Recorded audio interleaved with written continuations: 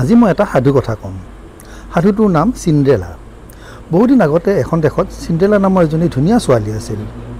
তাই এজনী শান্তশিষ্ট ছোৱালী আছিল। তাই সকলোকে ভাল পাইছিল আৰু সেইকাৰণে সকলোৱে তাইক মৰম কৰিছিল।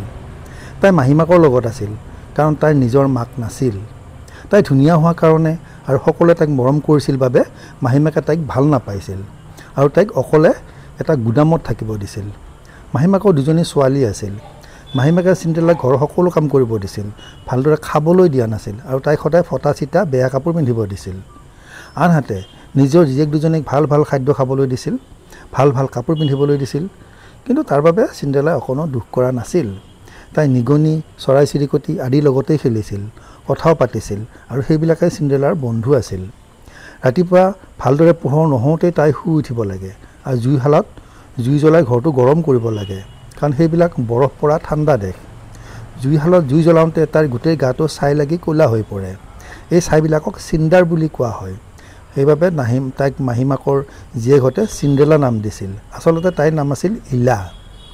তাৰপিছত ঘৰ দুৱাৰ চাফা কৰা, পাকঘৰত সকলোৰে কাৰণে ভাত বনোৱা, এই সকলোবিলাক কাম তাই কৰিব লাগে। এদিন সেই দেশৰ ৰাজ্যত ৰজাই ঘোষণা কৰিলে যে ৰজাই ৰাজকুমাৰৰ বাবে ৰাজপ্ৰাসাদত এটা ডাঙৰ নৃত্য উৎসৱ আৰু প্ৰীতিভোজৰ আয়োজন কৰিছে। গতিকে ৰাজ্যৰ সকলোকে ৰাজপ্ৰাসাদলৈ যাবলৈ নিমন্ত্ৰণ জনালে। কথাটো শুনি মাহীমাকৰ জীয়েক দুজনী ফূৰ্তিতে ক'ব নোৱাৰা হৈ গ'ল। নৃত্য উৎসৱত পিন্ধিবলৈ 7 দিন আগৰে পৰাই সিহঁতৰ কাৰণে চিণ্ড্ৰেলাক কাপোৰ চিলাবলৈ দিলে। চিণ্ড্ৰেলাই কাপোৰ চিলাই মনে মনে মাহীমাকৰ জীয়েক দুজনীৰ ফালে চাই বৰ দুখ কৰে। তাইৰো যাবলৈ মন গৈছিল, কিন্তু মাহীমাকে চিণ্ড্ৰেলাক ৰাজকুমাৰৰ নৃত্য উৎসৱলৈ যাব নোৱাৰা বুলি কৈ থৈ দিছে আৰু কৈ দিছে যে মাহীমাকে জীয়েক দুজনীক লগত লৈ ৰাজপ্ৰাসাদলৈ যোৱাৰ পিছত ঘৰৰ সকলো কাম চিণ্ড্ৰেলাই নিয়াৰিকৈ কৰিব লাগিব। যথাসময়ত ৰাজপ্ৰাসাদত ৰাজকুমাৰৰ বাবে আয়োজন কৰা নৃত্য উৎসৱ আৰু প্ৰীতিভোজৰ দিনটো আহিল। চিণ্ড্ৰেলাই চিলাই দিয়া কাপোৰ পিন্ধাই মাহীমাকে জীয়েক দুজনীক লগত লৈ ধুনীয়া ঘোঁৰা গাড়ী এখনত উঠি ৰাজপ্ৰাসাদলৈ ৰাওনা হ'ল আৰু যাওঁতে ঘৰৰ সকলো কাম চিণ্ড্ৰেলাক নিয়াৰিকৈ কৰিবলৈ কৈ থৈ গুচি গ'ল। তেওঁলোক যোৱাৰ পিছত চিণ্ড্ৰেলা বাগিচালৈ গৈ মনৰ দুখত উচুপি কান্দিবলৈ ধৰিলে আৰু মনতে ভাবিবলৈ ধৰিলে যদি তাইও ৰাজপ্ৰাসাদলৈ ৰাজকুমাৰৰ বাবে আয়োজন কৰা নৃত্য উৎসৱ আৰু প্ৰীতিভোজলৈ যাব পাৰিলেহেঁতেন। লগে লগে তাইৰ সন্মুখত দেখা দিলে আকাশৰ তৰাৰ দৰে তীৰ বিৰাই থকা এগৰাকী দেৱীয়ে। তেওঁ যেন চিণ্ড্ৰেলাৰ মনোভাৱ বুজিহে পাইছিল আৰু সেইবাবে এটা কোমল মিঠা মাতেৰে দেৱীয়ে চিণ্ড্ৰেলাক ক'লে, তোমাৰ মনোবাঞ্ছা মই পূৰণ কৰিম। এই বুলি দেৱীয়ে হাতত থকা যাদুদণ্ডডালেৰে চিণ্ড্ৰেলাৰ মূৰত স্পৰ্শ কৰিলে। লগে লগে লেতেৰা হৈ থকা চিণ্ড্ৰেলাজনী এজনী পৰিষ্কাৰ আৰু ধুনীয়া ছোৱালী হৈ গ'ল। তাইৰ কাপোৰ কানিবোৰ ৰাজকুমাৰী পোচাকৰ দৰে হৈ গ'ল। তাইৰ ভৰিত দেখিলে এযোৰ ধুনীয়া আকাশৰ তৰাৰ দৰে তীৰ বিৰাই থকা আইনাৰ জোতা। চিণ্ড্ৰেলাই নিজৰ ৰূপ দেখি নিজকেই বিশ্বাস কৰিব পৰা নাছিল। ইয়াৰ পিছত দেৱীয়ে ওচৰতে থকা ৰঙালাও এটা যাদুদণ্ডডালেৰে স্পৰ্শ কৰিলে। লগে লগে ৰঙালাওটো এখন ঘোঁৰা গাড়ী হৈ গ'ল। দেৱীয়ে আকৌ ওচৰতে থকা চিণ্ড্ৰেলাৰ বন্ধু নিগনি দুটাক যাদুদণ্ডডালেৰে স্পৰ্শ কৰিলে। লগে লগে নিগনি দুটা ঘোঁৰা গাড়ীৰ চালক হৈ গ'ল। তাৰপিছত দেৱীৰ নিৰ্দেশ মৰ্মে চিণ্ড্ৰেলাক ঘোঁৰা গাড়ীত বহিল। দেৱীয়ে চিণ্ড্ৰেলাক ৰাতি 12 বজাৰ আগেয়ে ঘূৰি আহিবলৈ ক'লে। ৰাতি 12 বজাৰ লগে লগে যাদুৰ প্ৰভাৱ নোহোৱা হৈ যাব আৰু চিণ্ড্ৰেলা নিগনি সকলোৱে নিজৰ নিজৰ ৰূপ লৈ ল'ব। তাই হ'ব বুলি মূৰ দুপিয়াই সমৰ্থন কৰিলে আৰু ৰাজপ্ৰাসাদলৈ ৰাওনা হ'ল। ৰাজপ্ৰাসাদ পাই চিণ্ড্ৰেলা বৰ আচৰিত হ'ল। ৰাজপ্ৰাসাদটো ইমান ধুনীয়া, কিমান যে ধুনীয়া ধুনীয়া ছোৱালীবিলাক ৰাজকুমাৰৰ কাষলৈ আহিছে। কিজানিবা ৰাজকুমাৰৰ তেওঁলোকক নাচিবলৈ অনুৰোধ কৰেই। ৰাজকুমাৰে পিছে কাকো নাচিবলৈ অনুৰোধ কৰা নাছিল আৰু কিবা যেন উদাস ভাৱেৰে সকলোৰে পৰা আঁতৰি ফুৰিছিল। যেতিয়া চিণ্ড্ৰেলাই ৰাজপ্ৰাসাদৰ উৎসৱস্থলীত প্ৰৱেশ কৰিলে, সকলোৱে তাইলৈ লাগি চাবলৈ ধৰিলে। মুখেৰে সকলোৱে বুৰবুৰাব ধৰিলে, কোন বাৰু ইমান ধুনীয়া?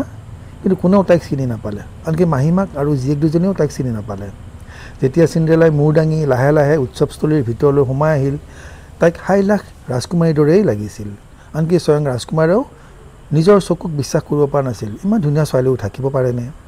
ৰাজকুমাৰ তাইৰ ওচৰলৈ আগবাঢ়ি আহিল আৰু তাইক তেওঁৰ লগত নাচিবলৈ অনুৰোধ কৰিলে। দুয়ো একেলগে নাচিলে, কথা পাতিলে, প্ৰীতিভোজ খালে আৰু বাকী ছোৱালীবিলাক হিংসাত জ্বলিবলৈ ধৰিলে। দুয়ো কথাত ইমান মচগুল হৈ আছিল যে কিমান সময় হ'ল চাবলৈ পাহৰিয়ে গ'ল।